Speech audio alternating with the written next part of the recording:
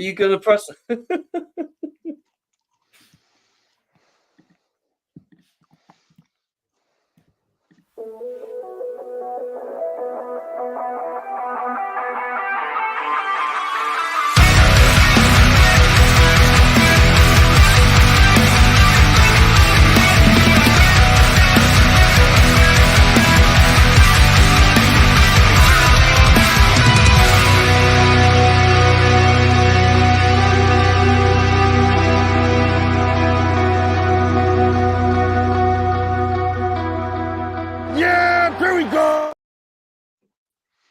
Yes, we are back. The awesome foursome are back on your screens, in your ears, wherever you listen or devour this beautiful product of ours. We are back. Yes, I've actually managed to get the download mud and rain off me, and I'm back in the studio once again. Alongside, I can't take all the plaudits myself, alongside the returning wanderer, the biggest comeback since Christian Eriksen. Baby Hope is back in the house with us. So I will start as we always do. Welcome along to our Thursday night shindig, the Third and Long podcast. My name is Shane Harris. To my left, he's supporting AC Milan tonight, Mr. Philip Perrins. And the top right corner, Ollie, you drew, but you can take it off now. You're awful. You're just awful. Oliver Butler Henderson, and above me, the aforementioned beautiful, beautiful Baby Hope. Gentlemen, what have I missed? What have we missed?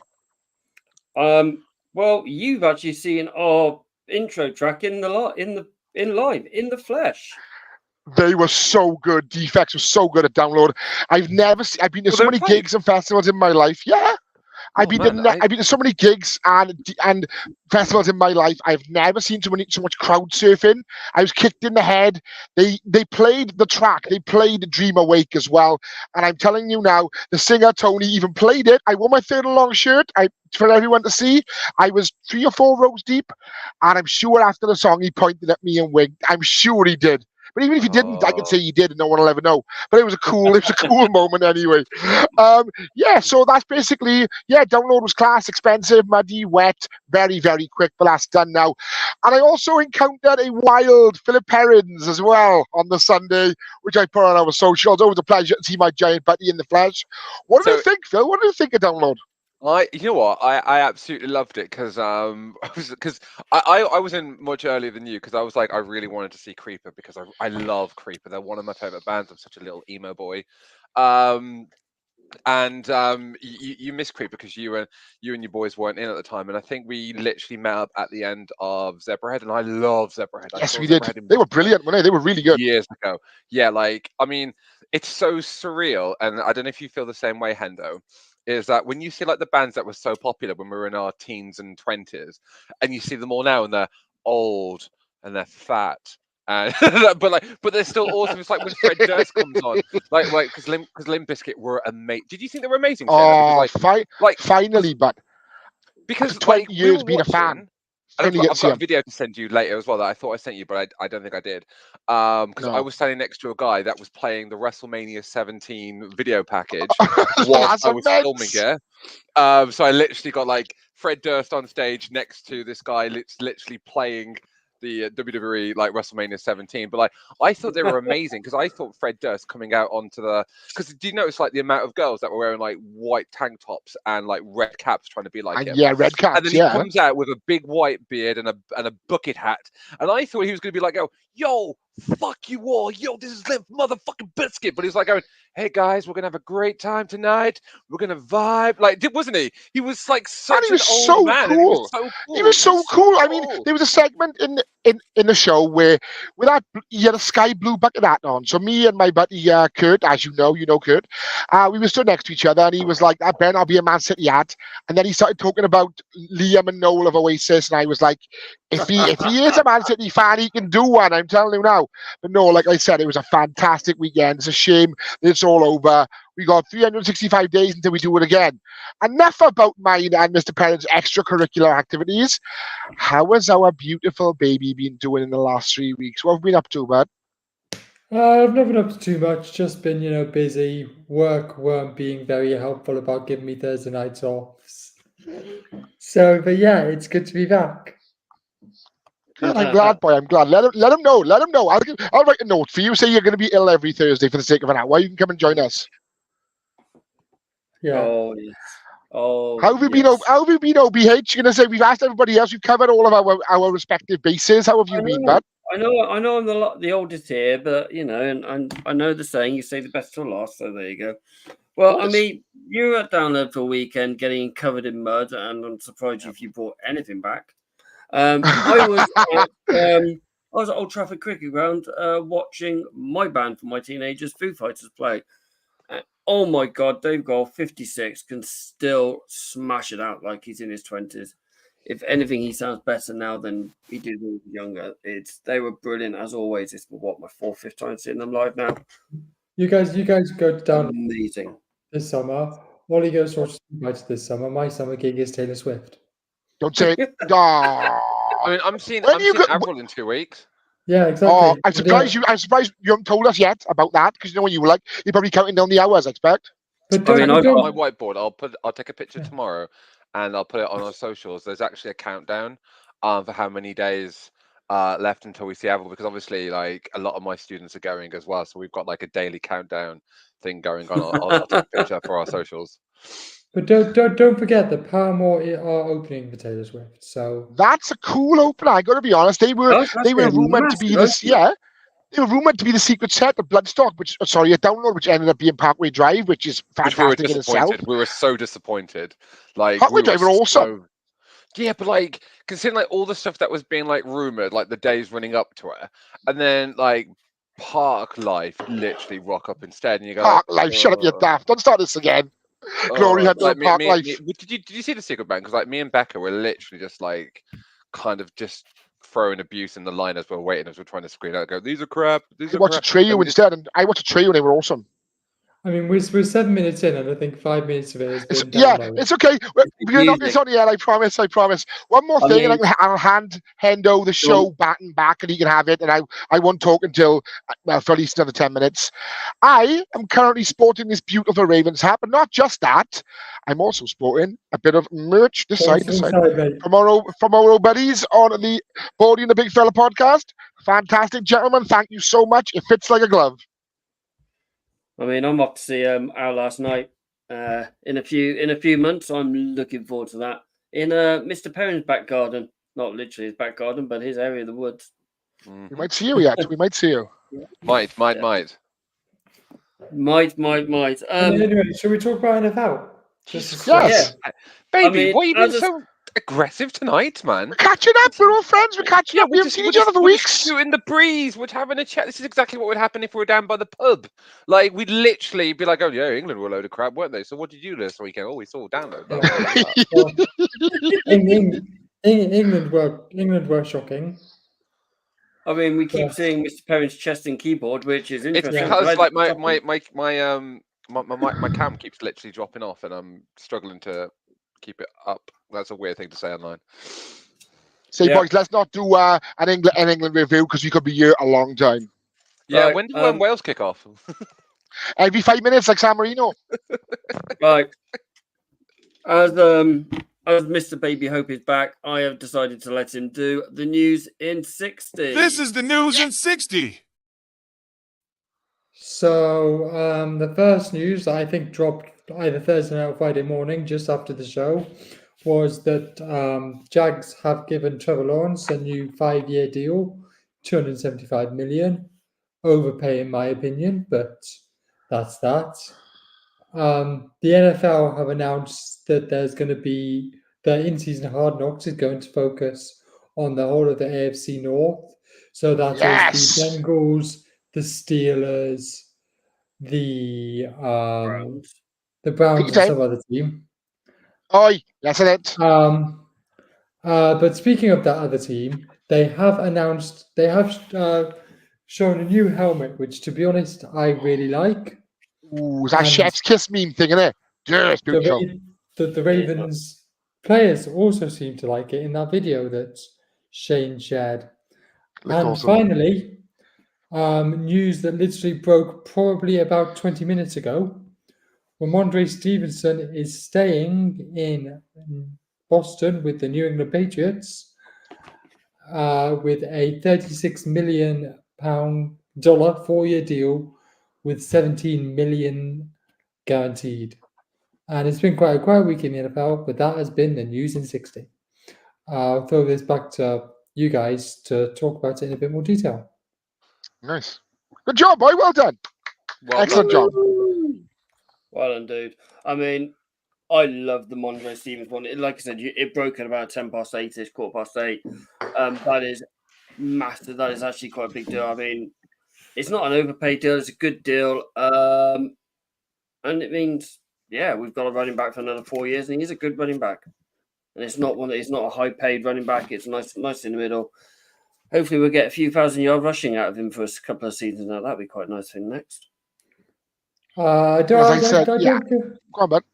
like he's an 1,000-yard guy. I feel like, because who's your second string? Is it P.S. Strong? No, he's now somewhere else. Oh my God, who's it? What's our depth chart like? I can't remember. Is it Kevin Harris? Is it my old man? No, he's moved on now. It is. Let's have a look. Who our second? That's really bad. I can't remember who our second running back is. Depth chart. It is. Oh my God, it's Antonio Gibson. Kevin Harris is still there. He's running back 3, but yeah, it's. No, I don't think Gibson's a bad running back. Just out of interest, did you guys see that tweet by the Chargers this week when Eckler was like, "Yeah, they wanted me to run 300 times this season, and that's not me or whatever." And then the Chargers replied saying, "Yeah, so it's so inconsiderate of us for us to ask a running back to run the ball." I mean, I love that. I mean, someone fired up the Chargers offense on social media team the wrong way around. That's the thing. See, they're Ravens 2.0 now, aren't they? So they can be running all the time anyway. So you said Mondre's not a 1,000-yard rusher. So the only time he's had a full season fitness, he ran for 1,000 yards. Yeah, but my point is, he never actually has a full season of fitness, so therefore is not a 1,000-yard rusher. He has once.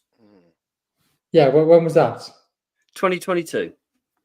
Okay, that wasn't that long ago, but I just feel like you guys will. Well, actually, I don't know with your new offense, but I just feel like Ramondre he's a good running back, and I like him, but I just don't feel like he's a top running back.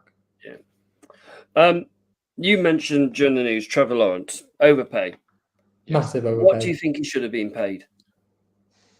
Well, I don't think he should have become the highest paid quarterback or one of the highest paid quarterback. I don't think he's a 55 to 60 a year. I feel like he's probably a maybe 45 to 50 a year at best. He's never stepped up in big moments to prove to me that he's a clutch player and should be the face of the Jaguars franchise. He is the face of the franchise. That's not a problem at all. I have no issue with him being paid. My issue is I think they've paid about 15 to 20 million too much for him. I think he's 35 to 40 million pound worth of space cap. I don't have wage. I don't think it's anything more than that. If you look at the other ones, he's now on the same with Joe Burrows, who's a walking bloody sick note. He's now paid more than Mahomes. He's paid more than Dak Prescott. He's paid more than Lamar. He's paid more than all the other top QBs out there at the moment. This is again going to reset the market again. And I know your guy's going to want some paying in a few weeks, but Mr. Harris is sitting there very kindly with his hand. Hold on. Are you talking about Purdy? He's going to want paid in the next season, isn't he?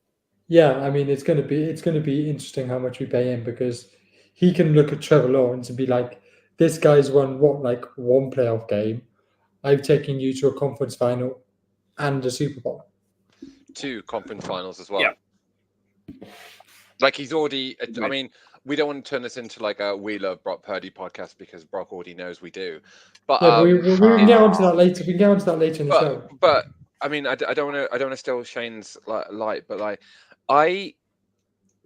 in the salary cap era, and I think when we come on to the news that was broken today, a little bit later on about the whole idea of quarterback salaries, I always take inspiration from looking at like the Peyton Mannings, the Tom Brady's, hell, even like the Ben Roethlisbergers, where they would take pay cuts to build talent around them. Now, we've seen before where teams have gone very heavy on paying the quarterbacks big, and then the team ultimately doesn't do anything.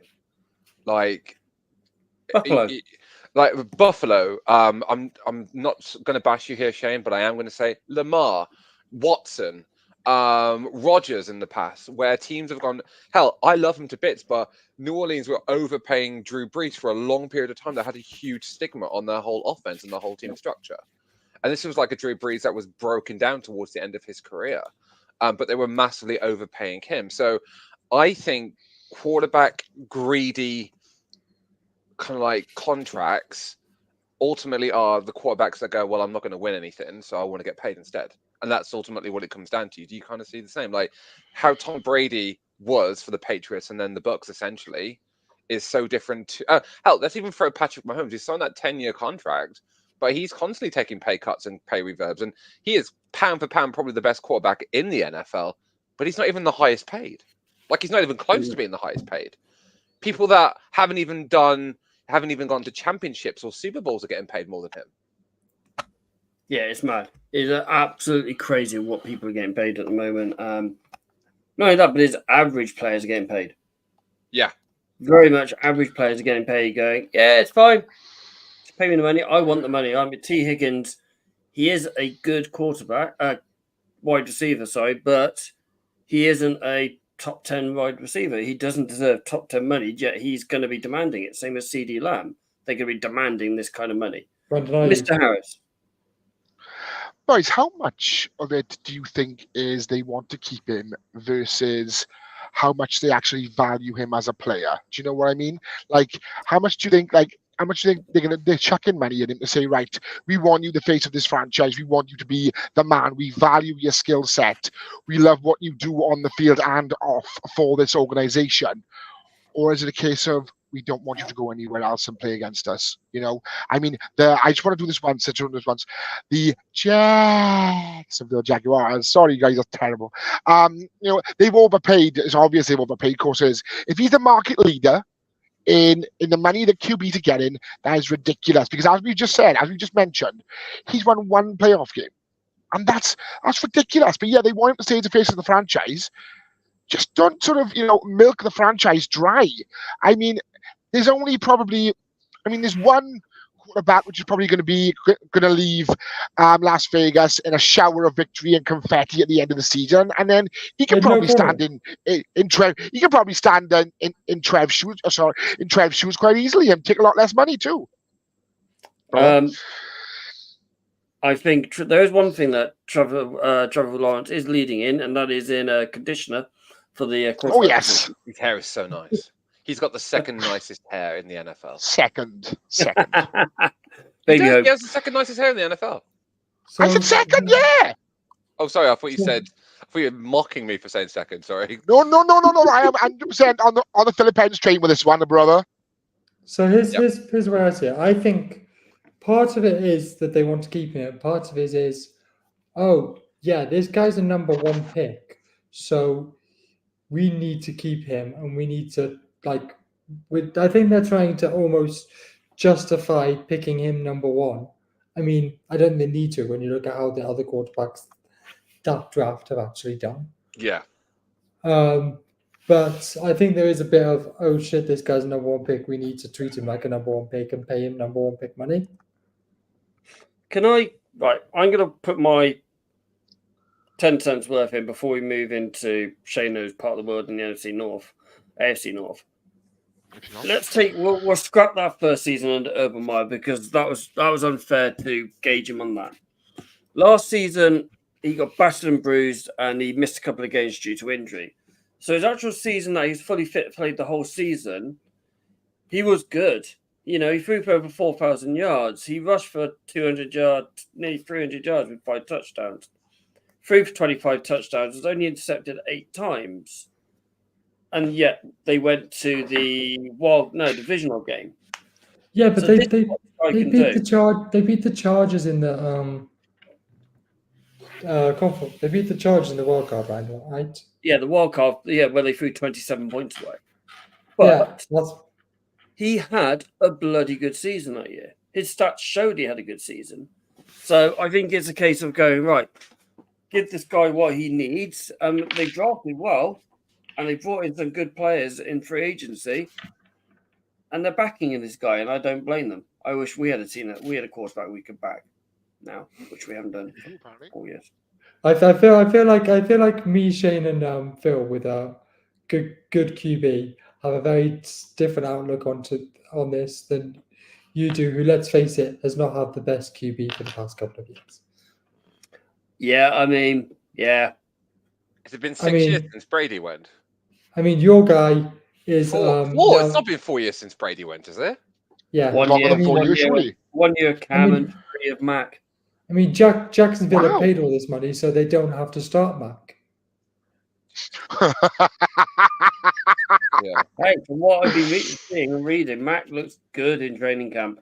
Yeah, and apparently Trey Lance is the new master of the Cowboys offense. But I don't think he's going to start a game True, either.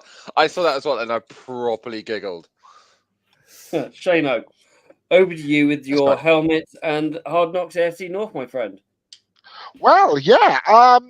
It's our third alternative helmets that we have that were debuted earlier on in the week, and they are absolutely stunning. They are beautiful, purple or gold with the I can show you which one it is. It's that Ravens badge on there. If for those of us who can't see it in audio land, it is basically the front face on Raven badge that we have, and it is absolutely stunning. And I think it's beautiful, and I think they go well with the color rush jerseys as well. The gold and purple, they look absolutely beautiful. I can't wait for us to play in them and maybe see what happens for my birthday or happens for Christmas, see if I can get one for myself.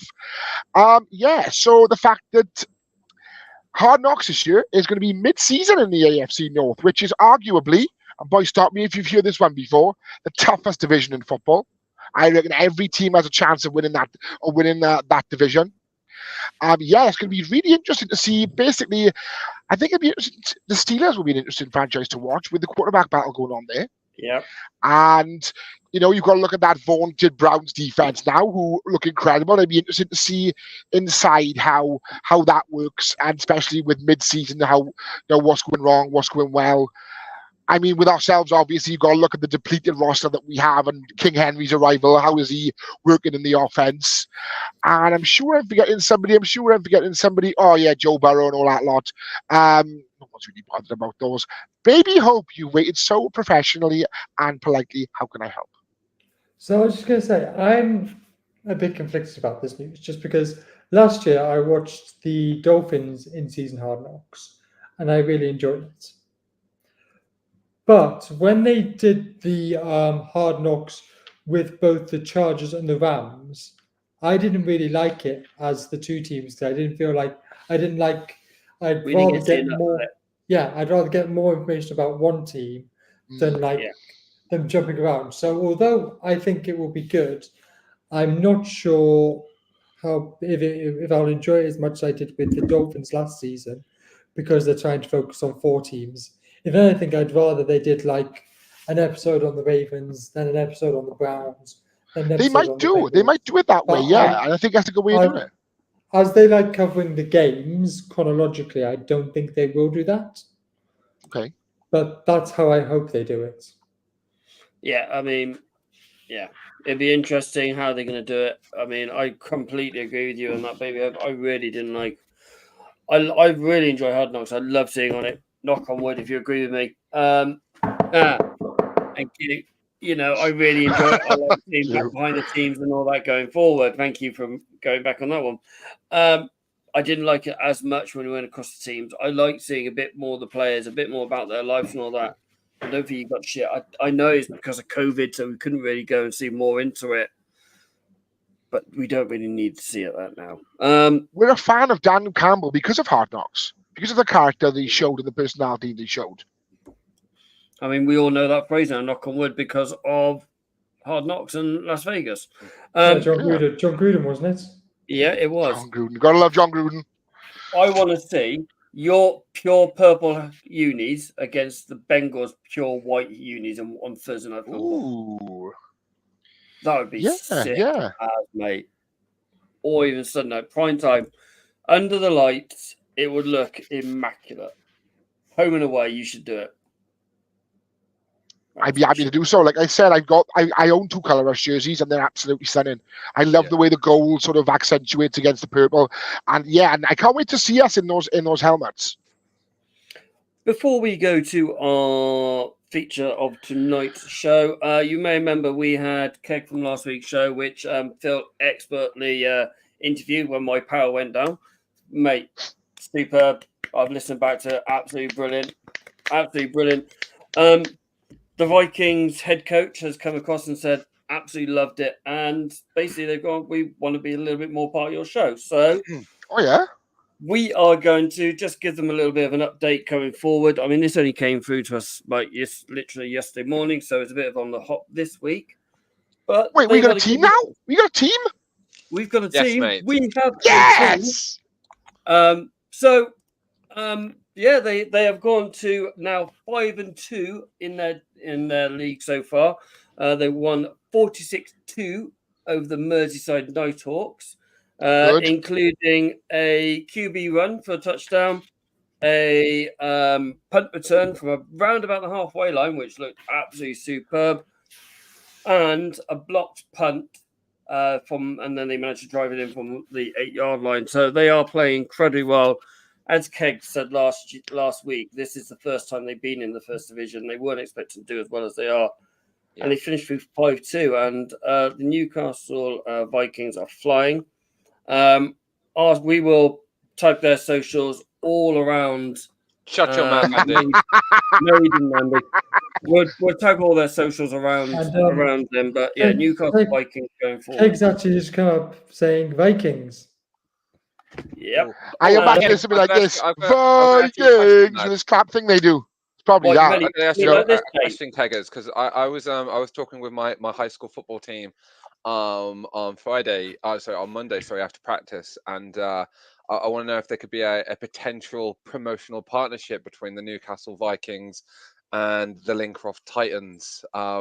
See if there's any potential crossover that we can get going, because it'd be kind of cool, because I've got a lot of boys that are currently looking to play senior ball when they leave this year, and I've got some that are playing junior ball in the local leagues down here. But it'd be kind of cool if we could have a bit of a crossover between the Vikings and the Titans. That'd be kind of cool.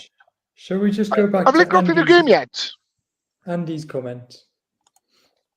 No, Andy. Anyone else enjoy England's 1-1 win earlier? Yeah, we enjoyed it as much as Wales enjoy their what do Wales enjoy? I mean, Wales. We could have darts. Mate, we've got a lad from Manchester that's just finished his bloody GCSEs that's whipping all the Welsh darts players at the moment. He's only 16, so it's all right, boy. It's all right. Like I said, I mean, Wales can fit inside England about twice. So you've got all this space and all these people to pick from for your football team. What's going wrong? Wales is a county in England, mate. Have you not seen a map? No, you keep saying that's not true. Anyway, Stacey. If they stop Phil, Stacey, it's true.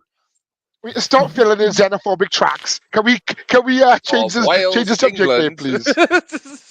Right, unfortunately, Andy's come up saying we beat Belgium 3-1 in 2016. And where did that get you? 8 years ago. That's a classic Liverpool fan living in the past. Yeah. Yes. Oh, remember when we were good in the 80s with John Barnes? Right. Unfortunately, we do have to listen to Mr. Perry a little bit more, because he is leading our next feature. We do this every year. We do our countdown of the top 32, but it goes on forever, and we don't want to bore you forever. So we're doing it slightly different. Mr. Perrins has come up with a new idea of doing it. So he's hosting the next segment of this show this week. Absolutely. So, I'm a big fan of podcasts, as you all are listening to us right now, and there's nothing more than I love is listening to four men talk about a sport that they are nothing about too old to be playing now. No, so like if any of you listen to the Match of the Day Top 10 podcast, I used to really love it when it was Ian Wright, Gary Lineker, and Alan Shearer, and then it stopped being good. But what they used to do is they would do like a top 10 weekly kind of thing. So top 10 strikers in the Premier League history, or top 10 goalkeepers, top 10 defenders.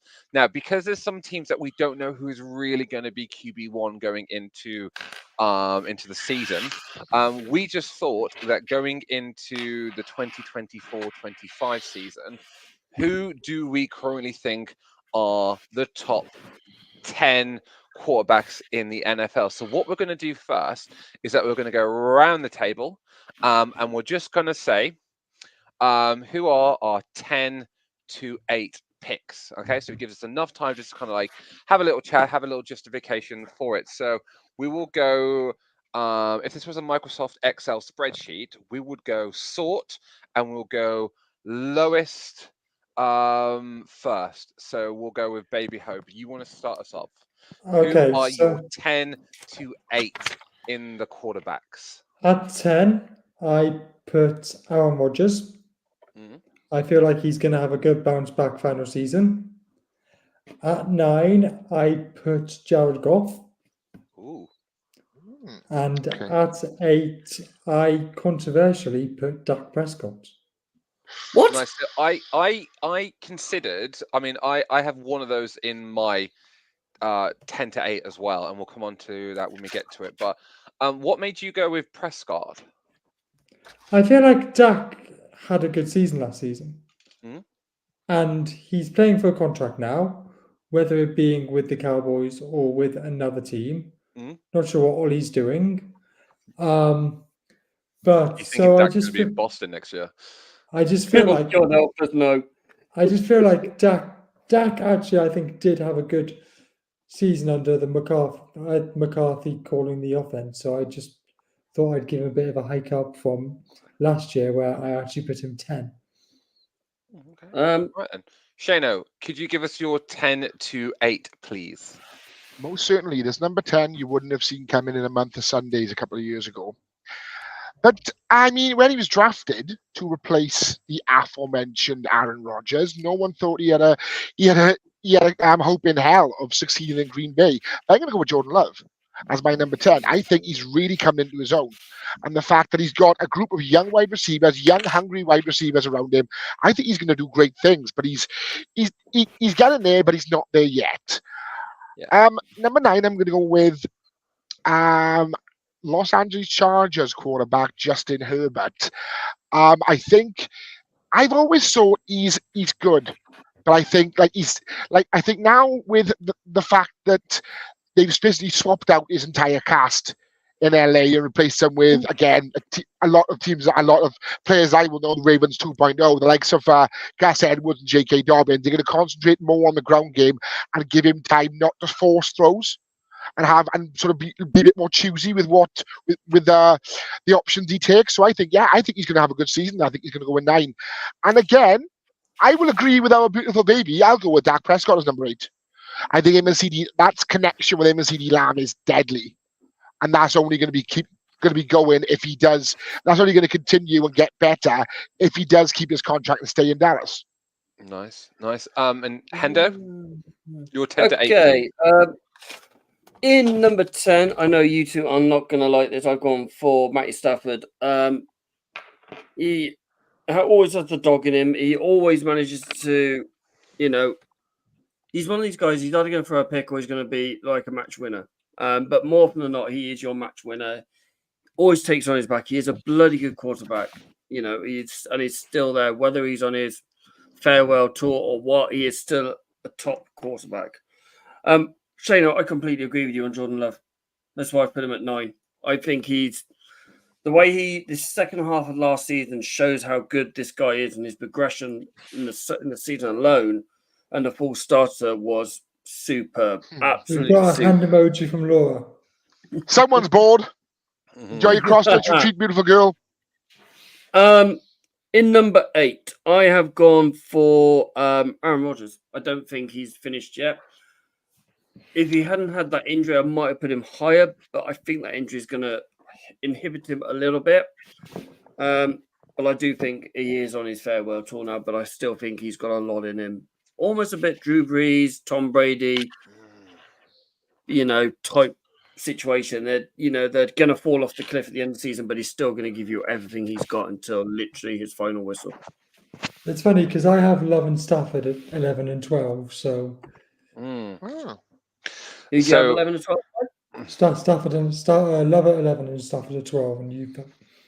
Yeah. So with my 10 to 8, I was toying with 10 for some time because I think Justin Herbert might be I do rate Justin Herbert, but I think he's not going to have a great season per se because I don't think he's going to be given the ability to pass the ball and extend plays. Jim Harbaugh is a bit of a he's a lot like Kyle Shanahan in that respect, where he likes to micromanage his offense.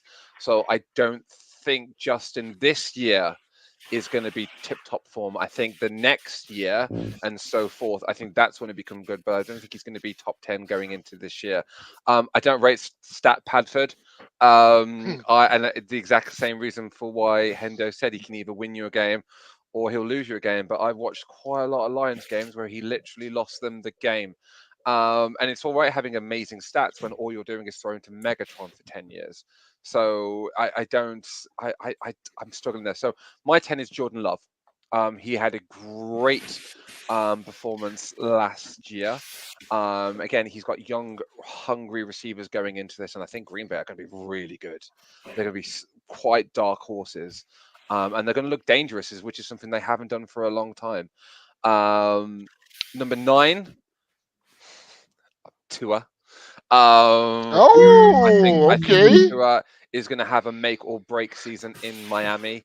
I don't think it's contract year for him, but this is kind of like the third year of the McDaniels experiment, and he needs to show that he can go that one step beyond now. He's got the weapons around him. Yes, the weapons around him are older and having more kids with more different women. And paying more CSA, yeah. And paying more CSA. But and getting bodied by middle schoolers in his football camp. And then see that I think he's looking to start his own football team so he can take on the Rivers family. But I think Tua, when Tua is not injured, when Tua is not been injured and he's not injury prone, he is absolutely phenomenal. Number 8, I've got, and we talk about the Lions quite a lot here, but I think Jared Goff is amazing. Last season, I mean, he was inches away from beating the 49ers and comfortably as well. Jared Goff, again, Detroit, they're going to be such a powerhouse in the NFC.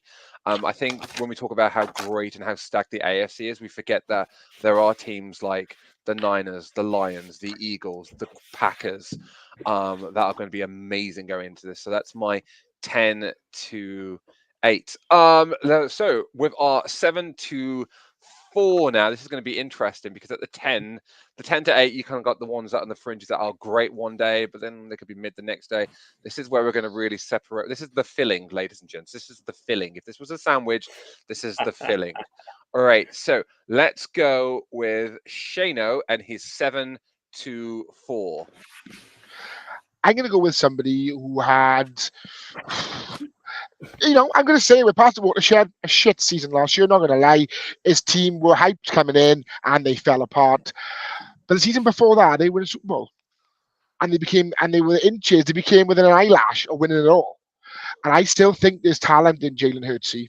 I still think he's got. I rate him. See, I really do. And I think with Kellen. I think with Kellen Moore as well now, the new play caller in Philadelphia, things could be a lot different. And they do rely on the tush push heavily. Before long, there's going to be an antidote to that. But then obviously the Eagles staff know that, so they're going to plan for an antidote to the antidote. I think Jalen Hurts is good, so I'm going to give him 7. My 6, again, we're speaking of talent that is not there yet, but they are well on their way, and especially with the players that he has around him, the supporting cast, shall we say? Like you've got the likes of Michael Jordan had Dennis Rodman, Luke Longley, Tony Kukoc, Scottie Pippen. CJ Stroud has got Tank Dell, Nico Collins, and what's his face, Dalton Schultz as well. I think the sky is the limit for this guy. I don't think he's there yet. I think he's incredible. So he's my number 6 then. And my number 5, I'm going to go back to the AFC North, back to my beloved division, with somebody whose season got off to a bit of a rocky start, and then he went down with an injury. But you can't take it away from Joe Burrow. You cannot. He is a phenomenal quarterback, and I just think he's going to get better and better this season. I really do. As much as I hate to say it, there's going to be a scrap when the Ravens play the Bengals, and hopefully there's only one winner, and it's going to be us. But like I said, so Joe Burrow is going to be my number 4. Ooh. Interesting, man. Okay. All right then. Go on, Hendo. Oh, right. Okay, right. My number 7. I'm going to go with like Shano's just put him in as number 4. I'm putting Joe Burrow at 7. My issues with Joe Burrow is he spends more time on the ground because his O-line is shocking than actually making a pass. I think sometimes he gets sacked more than he actually throws touchdowns in a season. It's ridiculous. Bengals, you're going to have a Andrew Luck situation going on your hand if you do not fix that O-line to protect Joe Burrows. And you're going to have, Joe Burrows in like 4 or 5 years going, I'm done. I'm getting done again here. So Joe Burrows for me is at 7. I was umming and ahhing about my next 3, and I think I'm going to go. I think I've put them in the right order. Number 6, like you said earlier on, he was a whisker's breath away from taking his team to the AFC, to the Super Bowl, his NFC team to the Super Bowl last year. He has got better and better under Dan Campbell. He always taken the Rams to the Super Bowl a few years ago, where he got outdone by a defensive masterclass on Bill Belichick. So from number 6 is Jared Goff. Number 5, he would be higher if he could do it in the postseason. And it's the same for my number 4 as well. I've gone for Josh Allen at number 5. Got the arm talent. He could take it all on his back now. He's just got to learn to win in the postseason and take that a little bit further. The only reason I've got Lamar slightly ahead of him at 4 is because Lamar's got 2 MVP titles under his name. That is my only reason why. Okay. But yeah, 5 right, Josh Allen, 4 Lamar. Ooh, baby. Okay, so at 7, I have Justin Herbert.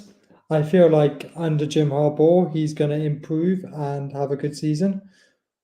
At 6, like Shane, I have Rookie of the Year, CJ Stroud. As everything as Shane said, sky's the limit. I feel like he will win a Super Bowl at some point with Texans. I think D'Amico Ryan's is a great coach. They've drafted well again. He has the offensive weapons. At 5, I've got 13 himself, Brock Purdy. I did tweet my top 5 out earlier this offseason and asked you guys to do the same, which none of you did. And it's not changed. So Brock Purdy at 5, he's taken us to a conference final that I believe we would have won if he didn't go down in the first quarter. Then took us to the Super Bowl the next season. This guy is improving every year, and I feel like, again, sky could be the limit for him. Under 4, I've got Joe Burrows. He was injured for most of last season. The only time he didn't seem to be injured was against the Niners. It was just after the bye, and then he went down the next week. And I feel like we didn't get to see the proper end last season, but he's been to a Super Bowl, and he is a class player, so that's why I have Joe Burrows at 4. Okay. So mine aren't actually too dissimilar to Shane's, because number 7 I've got Jalen Hurts, the exact same as Shane. Number 6 I've got CJ Stroud, because I agree with all of you. He is going to win a Super Bowl for the Texans. The Texans are building, and again, if that was just like his premiere last season, imagine what the main course is going to be like. It's going to be phenomenal. Number 5, he come off like a really, really bad injury, but I think how he ended was quite strong, and we throw a lot of shade of him because obviously my love for Shayna, but I've got Lamar Jackson at number 5. I still think Lamar is prime. I think Lamar is still MVP ability, and I think he is definitely the one that's going to do the best with that Ravens unit. But we can't knock him. He's a phenomenal player, and he had a pretty decent, I don't want to say great season, I want to say good season. He had a pretty decent season last year. And my 4th place is Josh Allen. For almost, I think this Josh Allen, like what we said about Stat Padford, is he can win you or lose you a game. And a lot of the times last year, he looked like he was going to be the reason why Buffalo were going to lose.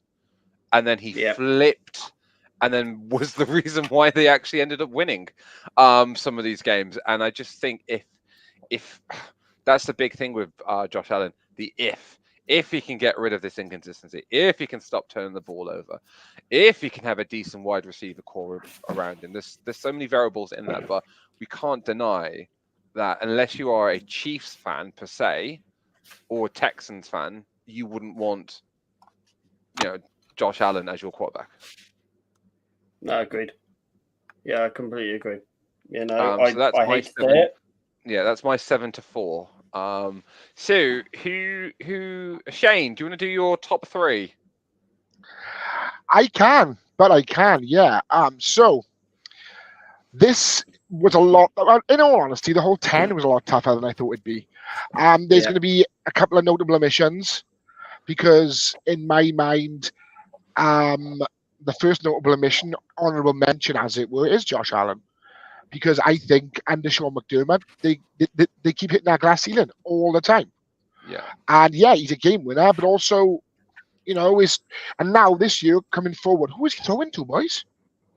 That Bills the weapons that he had have gone. Diggs have gone. Gabe Davis is gone.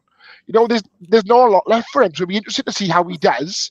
But as for now, my opinion on him, he's not in my top 10. Is what it is. Number 3.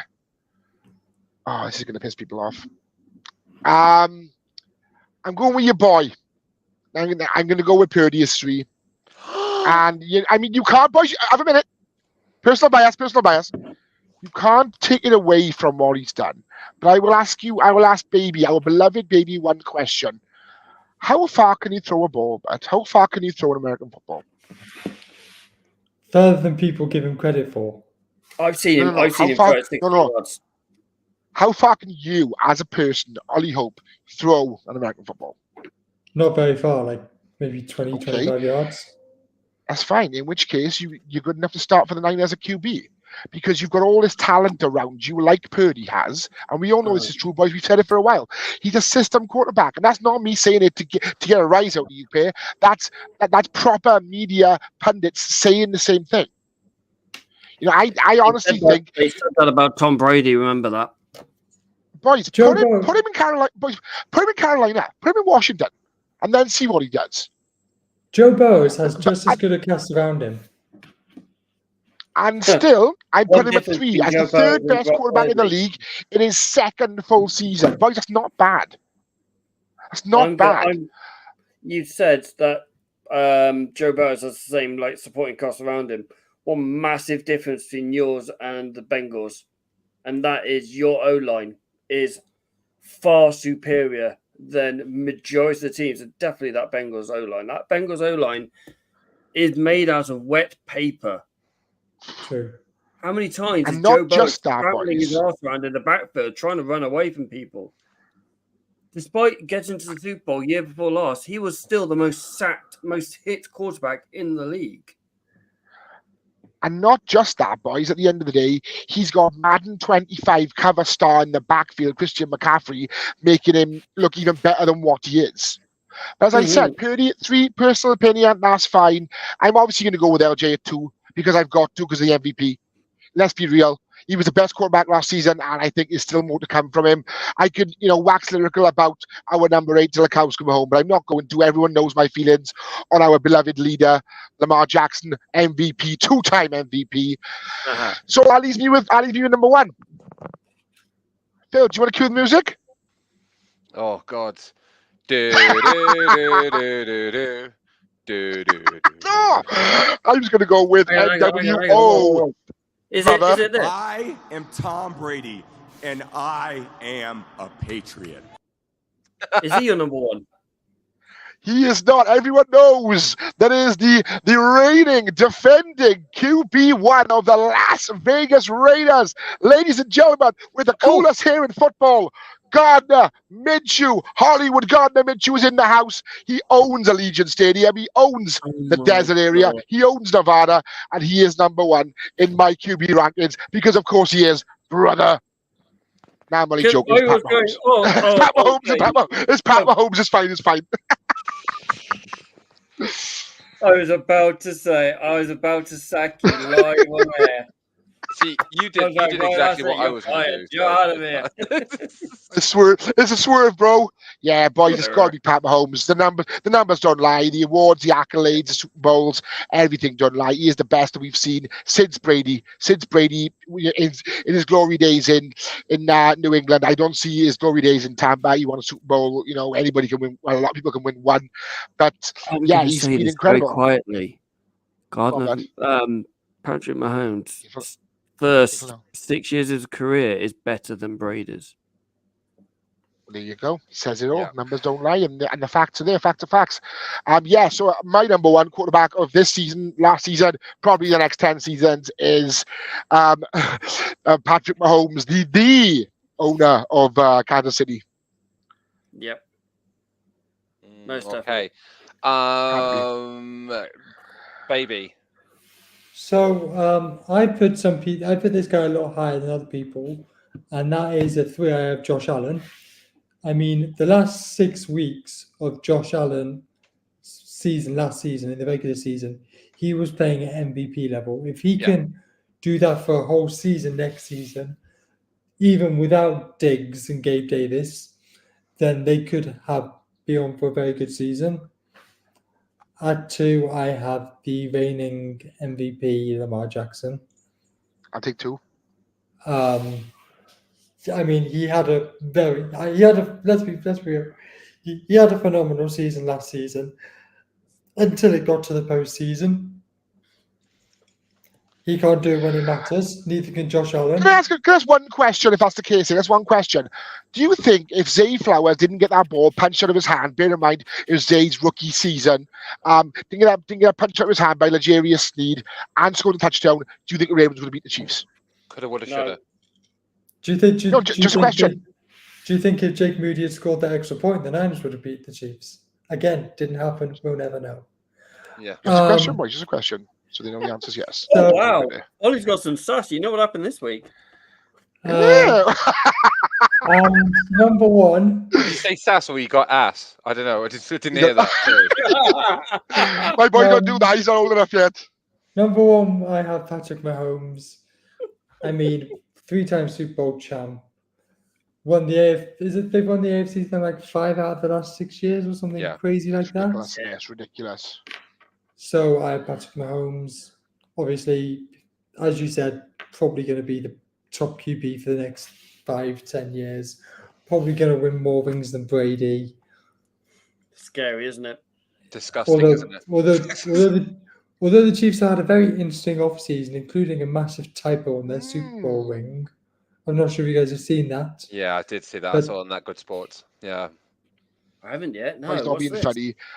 I think Mahomes, when it's all said and done, is going to have more rings than Sonic the Hedgehog. Yeah. Basically, Ollie, I can't remember what the typo is, but there's a massive typo on their Super Bowl ring.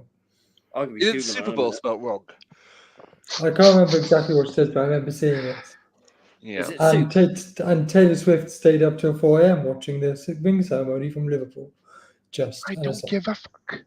I don't give a fuck. All right, then. He's going to be start some sort of thing on a show, not mention a fucking name. No. No. Yes, mate. Right, so who are your 3 and 2? Because we already know who 1 is. Have you got him at number 1 as well? Yep. Yeah.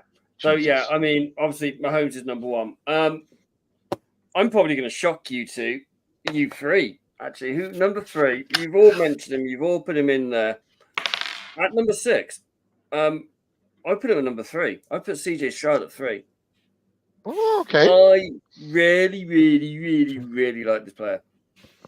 He has that air about him, that arrogance about him, that cockiness about him. Like, just knows he's good. You know, he's a rookie. You not have many rookies that come in and do that. And what he did in his rookie season, you don't have many rookies go to the AFC wildcard rounds, divisional matchups. You don't do that. Yeah, shut up, you. I know what you're going to say. Yeah, I do as well. That's what that's for. It doesn't happen very often. So CJ Stroud's at 2, but that's also why I put Brock Purdy at number 2. AFC Championship after playing NFC. 8 games. And NFC Championship after playing 8 games. Super Bowl in his first full season.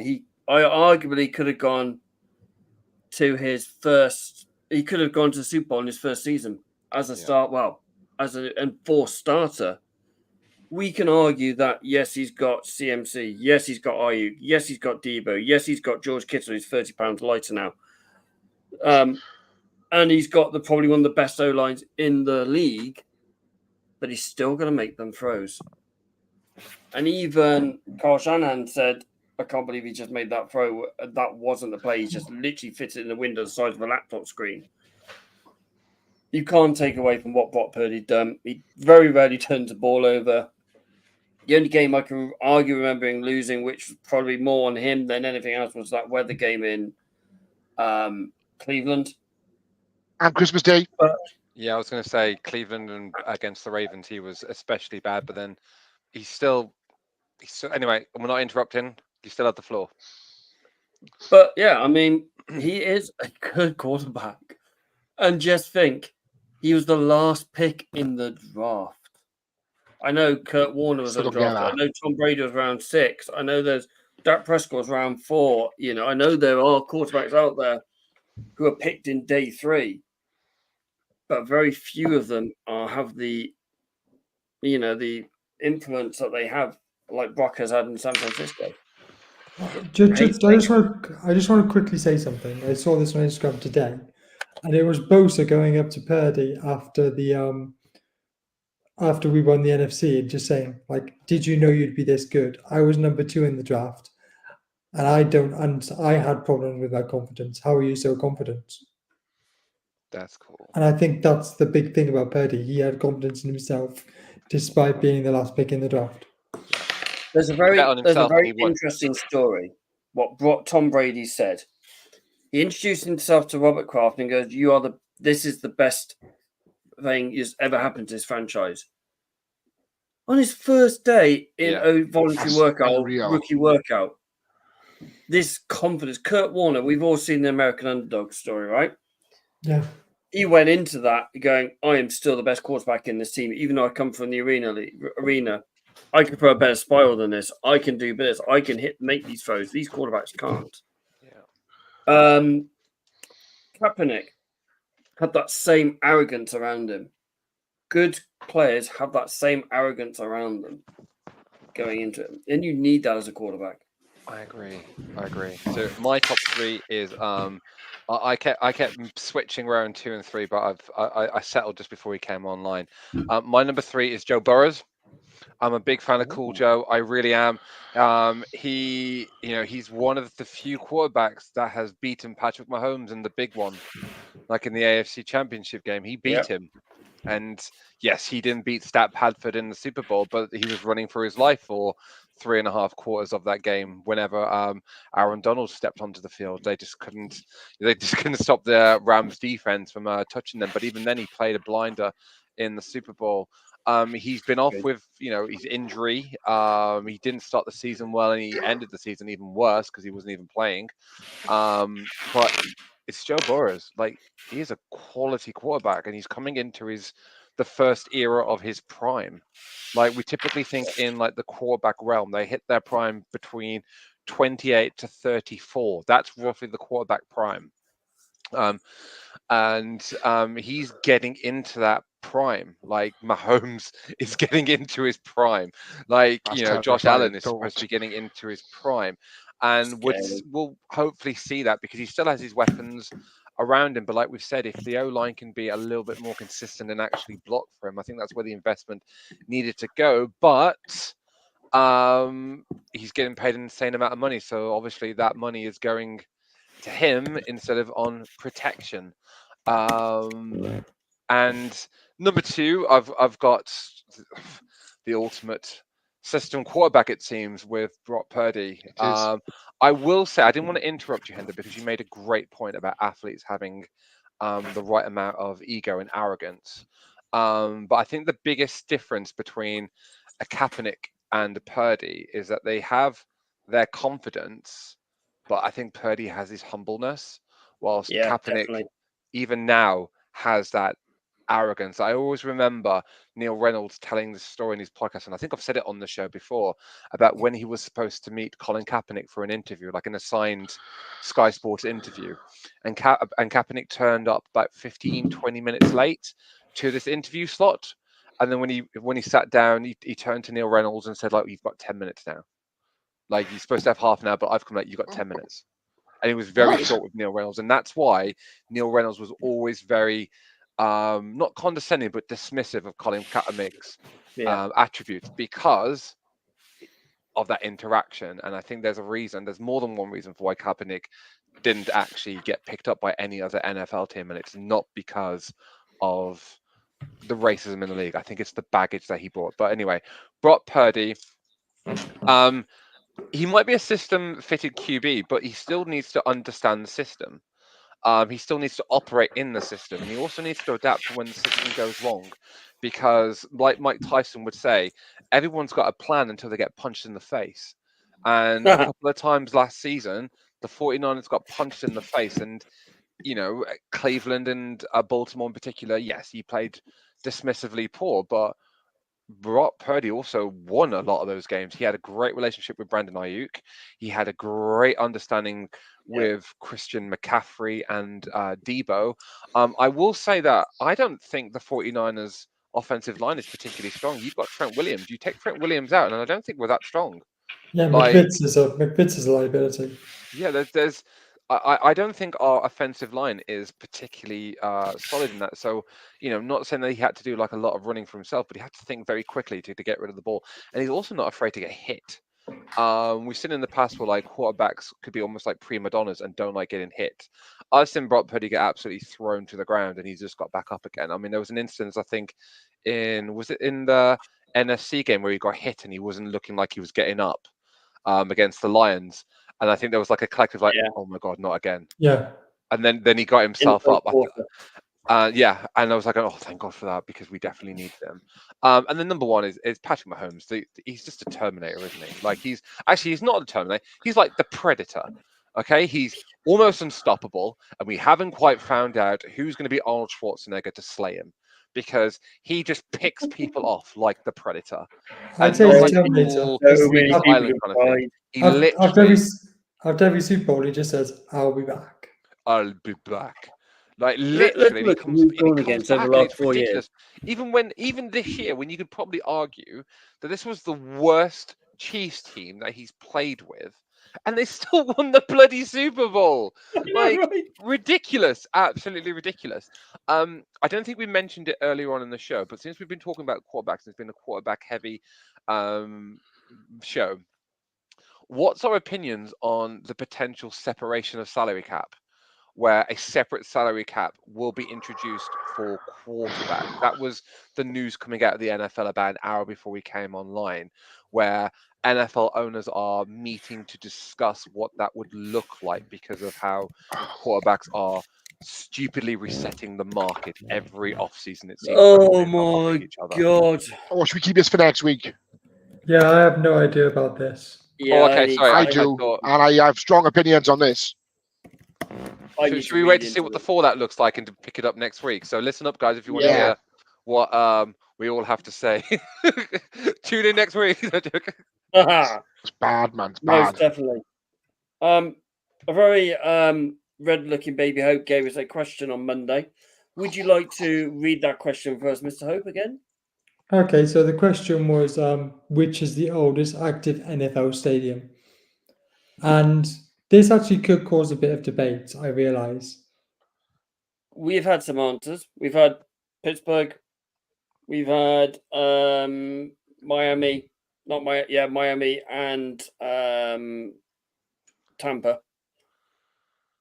But Is it Soldier? I think I know who it is. I know Mr. Perrins had his hand up first. Yeah, I know Is it Soldier Field? it is Soldier Field because Soldier Field was built in Look at how 1924. happy he is! However, this could cause a bit of debate because it did only actually become an NFL stadium in 1971. But Or would it be Lambeau?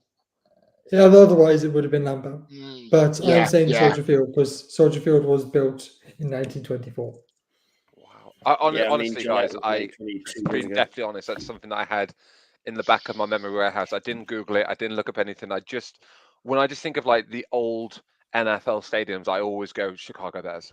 I saw Baldy did tweet that he thought Green Bay, but then did say that he thinks he thought of an older one. So I'm not sure if that was Chicago. See, I did go down. I thought it was Washington, but I know they moved to. It just feels like an old stadium. Yeah, that to where they are now. About the same time Patriots moved into their stadium, because they had a stadium where they were shrinking it, getting smaller sports capacity, and then it held a WrestleMania event, I think. Go on. Or something. Oh, don't encourage him, Ollie. Don't encourage him. We haven't Hey, done much this week. Yeah, but you spent 10 minutes talking about deadline. I saw a video on it. Download the That's why I stats. know about it. And then that was it. Then he got moved to where they are now. But I thought it was Lambeau actually as well. I thought Lambeau would have been up there, Well, but technically, when it became an NFL stadium, it was Lambeau. fair enough. But Soldier Field was a multi-purpose sports event that was built for. So Most definitely. Okay, it has come to the end of our show. Mr. Payne, well done for doing yet again a good segment. He is a legend. Mr. Harris has his hand up. Yeah, are you doing your guest the player this week as well? I can do, yes. So would you like me to say? do I was going to say the audience have been clamoring for the answers. I've got two of the three. Go on then. Who do you think the two? Right. Shall we start? Right. Okay. So, first player started at Maryland, drafted by the Vikings, and played for the Bills, and currently, or his last team was in Houston. That's Diggs, right? Yeah, I was going to say Correct. Diggs. Player number 2 played for Georgia, drafted by Detroit, played for Philly, and then ended up in Chicago. Christ, he never left the NFC, did he? DeAndre Swift. Ooh. Yeah, DeAndre Swift, Nice. correct. DeAndre Swift. Last player, North Carolina State, Chicago, Buffalo, and now I've tried to trick people and trip people up here. He then went to Pittsburgh, but then he did go back somewhere else, which someone did tweet out and say. I couldn't get this one. Mitch Trubisky. Kissing titties. Okay. What? Have you heard that? Never. That's a story for another time then, in which case. Yeah.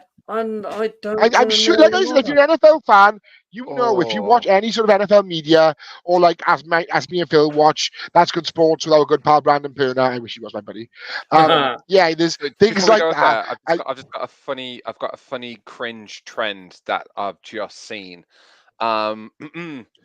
Matthew Stafford's wife has recently gone on a podcast. And I don't watch it because I have no interest in this particular podcast, but it looks like it's a women in sports podcast. And she's just gone on air and said that Kelly Stafford slept with the backup quarterback at Georgia to make Matthew jealous when he was there.